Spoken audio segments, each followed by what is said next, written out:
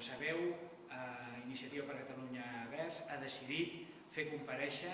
el president del govern, senyor Rodríguez Zapatero, el mes d'agost al Congrés de Diputats. Vist el resultat d'avui, posem en marxa ja el mecanisme per tal que l'endemà del dia 9 d'agost entrem la sol·licitud per tal que es reuneixi la Diputació Permanent del Congrés de Diputats i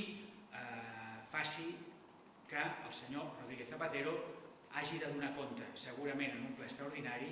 del seu incompliment davant del Congrés de Diputats. Per demanar-ho calen 2 grups parlamentaris, un lògicament és el nostre, no dubtem que hi haurà altres grups que també donaran suport a la mesura, estem pensant concretament en el de Convergència i Unió, i per tant estem també convençuts que, com a mínim, si més no,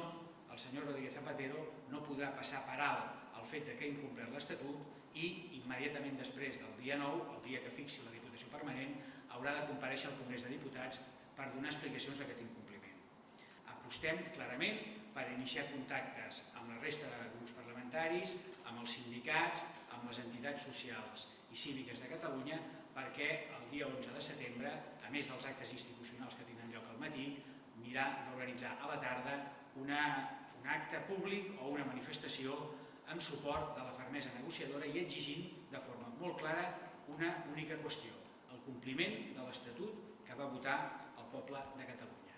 I finalment també hem plantejat la possibilitat de parlar amb la resta de grups parlamentaris per tal que immediatament després que es materialitzi l'acord, el desacord el dia 9 d'agost, per tant el 9 és dissabte, per tant podria ser l'11 o el 12 d'agost, fer una reunió de tots els grups parlamentaris, de totes les forces polítiques en representació parlamentària que vulguin assistir-hi,